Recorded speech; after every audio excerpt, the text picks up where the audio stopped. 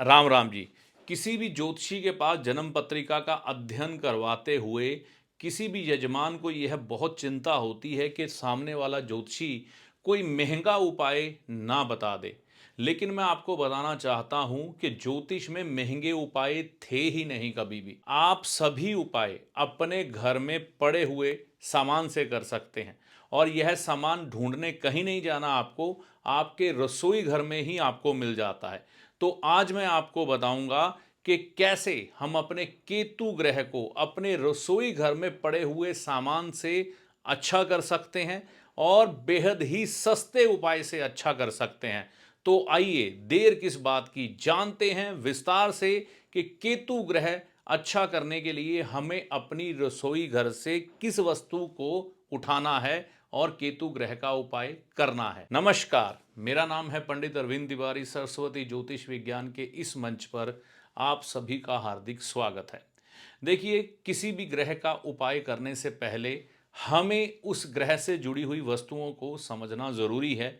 वह वस्तुएं अगर आपके जीवन में खराब चल रही हैं तो ही आपको उस ग्रह के उपाय की जरूरत है, नहीं तो बेवजह आपको उस ग्रह का उपाय नहीं करना चाहिए। आइए पहले विस्तार से समझते हैं कि केतु ग्रह से जुड़ी हुई वस्तुएं होती कौन सी हैं। आपका बेटा, आपका पोता यानी कि ग्रैंडसन, आपकी रीढ़ की हड्डी, आपके पांव, खुशी, ऐश, ऐश्वर्य, ये सब केतु ग्रह से जोड़कर देखे जाते हैं। सुनने की शक्ति केतु ग्रह से जोड़कर देखी जाती है। हमारे शरीर में जितने भी जोड़ हैं ये सब केतु ग्रह से जोड़कर देखे जाते हैं। रीढ़ की हड्डी को केतु ग्रह से जोड़कर देखा जाता है। हमारी पीठ को केतु ग्रह से जोड़कर देखा जाता है। आपके कान केतु ग्रह से जोड़कर देखे जाते हैं।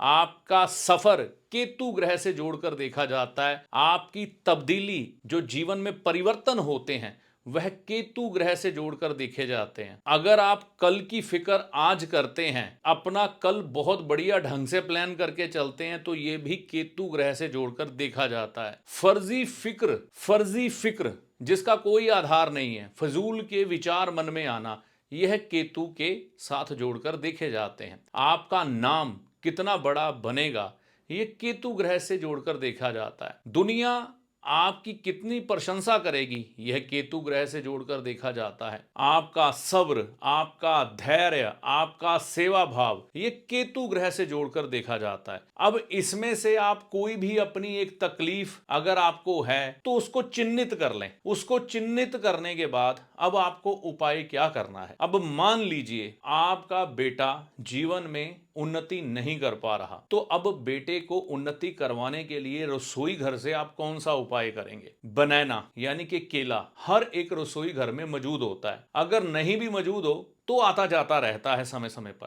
केला लीजिए, गिनती में 3 और डंडी से चिपके हुए, जैसे कि आप इस तस्वीर में देख पा रहे होंगे। बृहस्पतिवार के दिन 400 ग्राम चने की दाल और उसके ऊपर 3 केले रख के भगवान विष्णु जी को या पीपल के पेड़ के नीचे जो मंदिर के अंदर लगा हो वहां पर अर्पित करके आए। अगर यह सब व्यवस्था नहीं है तो आप पुजारी जी को भी देके आ सकते हैं। तो यह अगर आप निरंतर करते हैं तो आपके बेटे से जुड़ी हुई तकलीफें आपके जीवन से दूर होती हैं। यही हालात केतु के पोते के साथ जुड़ता है। आप दादा हैं, पोता तकलीफ दे रहा है या पोते के जीवन में तकलीफ है, तो यही 400 ग्राम चने की दाल और 3 केले लेकर आप बृहस्पतिवार मंदिर देना शुरू कर दें और इसको सुबह 8 बजे से पहले देना है। सबसे बेहतर उपाय है।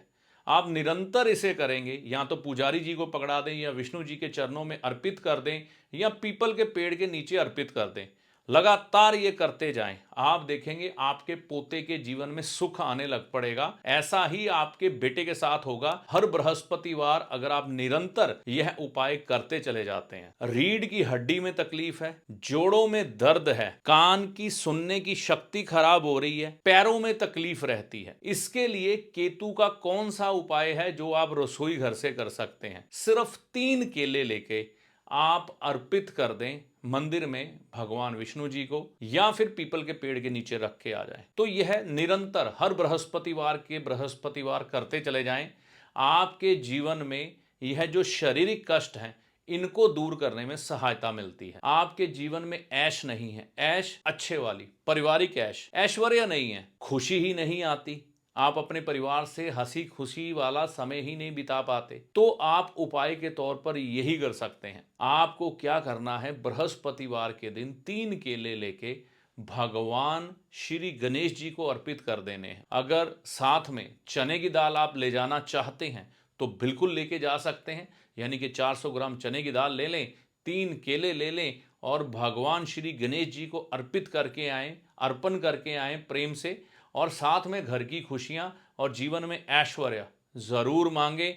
आपकी रसोई घर से ही ये उपाय हो गया। आपके जीवन में जब भी सफर होता है, परेशानी आती है, तब्दीली यानी कि परिवर्तन जीवन में आ ही नहीं रहे, बहुत सा लंबा समय ऐसा हो गया है कि चीजें बदली ही नहीं, तो अब क्या किया जाए, कौन सा उपाय आपके रसोई घर से आप कर सकते हैं कि जिससे आपको बहुत ज्यादा लाभ हो। देखिए, इमली, इमली जो है इसे आप घोल लें, घर में खट्टी मीठी फ्रूट चाट बनाएं इमली घोलकर।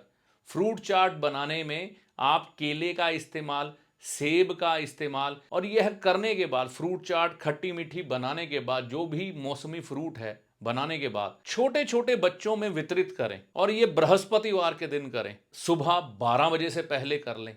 आपके जीवन में तब्दीली भी आएगी, अच्छे परिवर्तन भी होंगे और सफर भी आपका बहुत ही बढ़िया बीतेगा। आपकी पीठ में तकलीफ रहती है, कानों को सुनने में तकलीफ है, गर्दन में दर्द रहता है, सर्वाइकल है, तो आप एक काम जरूर करें, घर में फ्रूट चाट बनाएं।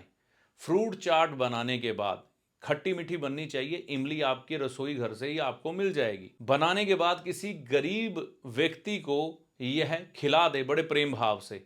यह सब जो तकलीफें हैं ना, आपके जीवन से ईश्वर की कृपा से हटनी शुरू हो जाती। आपके जीवन में ऐसे हालात बहुत बनते हैं कि आप फर्जी फिक्र में डूबे रहते हैं, होना कुछ नहीं होता लेकिन बेवजह की चिंता और कल की फिक्र ज्यादा करते हैं। चने की दाल बृहस्पतिवार के दिन सुबह के समय 400 ग्राम आप भगवान गणेश जी को अर्पित करना शुरू कर दें, लगातार कुछ समय तक यह सब फर्जी परेशानियां और कल की फिक्र और छलावे जैसी घटनाएं आपके जीवन में शांत होनी शुरू हो जाती हैं। आप एक बड़ा नाम बनना चाहते हैं, मेहनत के द्वारा आप कुछ करके दिखाना चाहते हैं और अपनी विद्या का सही लाभ उठाना चाहते हैं। फ्रूट चाट बना लीजिए, रसोई में पड़ी हुई वस्तु है, फल भी घर में आते ही हैं, रसोई घर में पड़े होते हैं। फ्रूट चाट बनाकर किसी सरकारी स्कूल में जाएं, प्राइमरी स्कूल में जहां छोटे बच्चे हों, वहां पर भंडारा करें चाट का, फ्रूट चाट का, खट्टी मीठी चाट का। अगर आप यह चाट छोटे बच्चों को खिला के आते हैं तो आपके जीवन में तरक्की होने के हालात बनते हैं। आपकी ग्रहण की हुई विद्या आपके काम आती है और आप एक अच्छा खासा नाम दुनिया में कमाते हैं और प्राउड से ये कह पाते हैं कि मैंने भी जीवन में कुछ करके दिखाया है। जिस भी फील्ड में आप होते हैं उसमें अच्छा खासा नाम आपका हो जाता है। अगर आप चाट वितरित नहीं करना चाहते तो केला फल भी आप बच्चों में वितरित कर सकते हैं। बृहस्पतिवार के दिन करिएगा 12 बजे से पहले पहले, तो आप देखेंगे जीवन में बहुत अच्छे बदलाव केतु ग्रह को लेकर आने शुरू हो जाएंगे। और देखिए, यह उपाय आपको समय समय पर करते ही रहना चाहिए। देखिए, केतु का एक उपाय ये भी है, चलना, सैर करना। अगर आप सैर करेंगे, केतु को जितना चलाएंगे, क्योंकि केतु हरकत के भी स्वामी हैं, तो जितना शरीर हरकत करेगा उतना आपका स्वास्थ्य बढ़िया रहेगा। यानी कि केतु चलाते हैं तो सूर्य अच्छा हो जाता है। हालांकि ये रसोई घर से जुड़ा हुआ उपाय नहीं है, लेकिन इसको करने से तो लाभ होता है ना, तो यह आप कर सकते हैं। देखिए, कहाँ यहाँ पर आया कोई महंगा उपाय। अब इसमें क्वांटिटी आप अपनी इच्छा के अनुसार कम या ज्यादा भी कर सकते हैं। चाट के मामले में कह लो तो यह उपाय आपके रसोई घर से ही बड़े आराम से कर सकते हैं। तो आप अपने पोते को या अपने बेटे को भी खिला सकते हैं ये सब कुछ, या छोटे छोटे बच्चों को वितरित कर सकते हैं। लेकिन अगर किसी सरकारी स्कूल में जाके करेंगे तो ज़्यादा अच्छा लाभ होगा। तो यह छोटे छोटे उपाय आपके रसोई घर से ही हो सकते हैं। कोई बड़ा उपाय नहीं किया जाता केतु ग्रह के लिए। लाल किताब में बहुत घरेलू और आपकी रसोई से जुड़े हुए उपाय ही बताए जाते हैं। इसके अलावा कुछ भी बड़ा उपाय नहीं है। तो ऐसी आशा करता हूं आपका जो मिथ ज्योतिष के साथ जुड़ा था कि ज्योतिष बहुत महंगा है, बहुत महंगे महंगे उपाय। ज्योतिषी आपका सलाहकार है जो आपको भले और बुरे समय का ज्ञान देता है, ना कि कोई चमत्कारी बाबा जो छड़ी घुमाकर आपको माला माल कर देगा, धनवान बना देगा, या कोई जादूगर जो छलावे में डालकर भ्रम की स्थिति पैदा कर कर आपके भाग्य को बदल देगा। तो ज्योतिषी को हमेशा सलाहकार के रूप में देखें, ना कि चमत्कारी बाबा या जादूगर के रूप में। ऐसा नहीं होता।